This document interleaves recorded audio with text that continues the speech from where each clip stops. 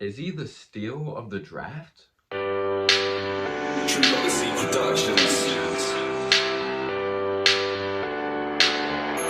What's going on, guys? Welcome to Clutch People. I hope you guys are having an amazing day or night. As you guys know, the Knicks hold 2 first-round picks, and that's number 8 of the lottery. Then, of course, outside of the lottery, of pick number 27.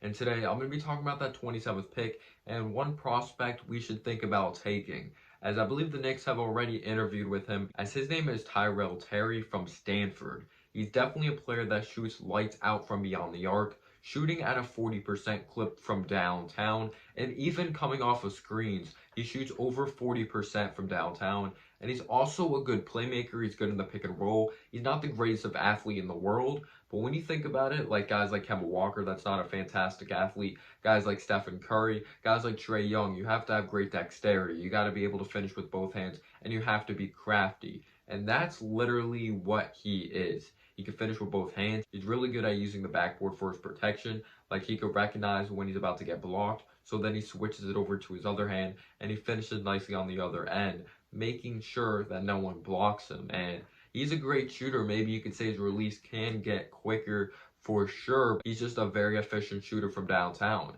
He's a way different player than Frank Ntilikina and Dennis Smith Jr., the current point guards on our roster, or even a Jared Harper. Jared Harper, of course, that twitchy type of guy. But so is Terry. He's a guy that's really twitchy. He's not the fastest at like a Russell Westbrook level, but he's really good at catching defenders on his hip and really going to the basket. He just has such great dexterity and finesse when it comes to finishing at the basket. Defensive versatility is definitely the big question mark, but is his offensive game so good that we're not really going to worry about his defense? That's a big time question mark. He did average 13 points per game, 3 assists on 44% shooting from the field. Like I said, he shot 40% from 3. So why is his field goal percentage at 44%? 44% is not bad for a point guard. I'm just going to say that right now. But he does have question marks when it comes to the mid-range territory. He doesn't shoot a lot of mid-range jumpers, so that means that his percentage isn't that high. He is capable of making them. He definitely has potential when it comes to the mid-range jumper, but he just does not shoot a lot of them. He actually finished very well off the cup, I believe at 60%. And the big knock has definitely been his weight, as he only weighed 160 going into the season with Stanford. But after the season, I don't know if it's that quarantine weight or what, if he's lazy, not putting in work, or it's just muscle. Hopefully it's muscle, but he's gained 20 pounds. So now he's 6'4" and weighs 180 instead of being 6'3", 160. And that's definitely going to help on the defense of the basketball department, really switching on to maybe shooting guards now at this point. I don't think he can guard 1 through 3. He could probably guard 1 through 2 at best. That could definitely help out his potential. But there's a lot more that goes into it than just weight and strength when it comes to the defense side of the basketball. Julius Randle's not the greatest defender whatsoever. It really comes to locking down in your stance and having a high basketball IQ. Frank Ntilikina is not the strongest dude whatsoever, but the reason why he's such a good on-ball defender is because he's really smart. He knows when to go over and under screens, and he just has such a great basketball IQ when it comes to that department. But Tyrell Terry is definitely that guy I would definitely look out for at 27. He's a good playmaker. He's definitely good at pinching and kicking. When penetrating to the hoop, he recognizes when someone's open on the perimeter, or if he's open in the corner and a double draws over on him. And he's really good at getting the defense to collapse and dishing it out in the paint with some swing passes.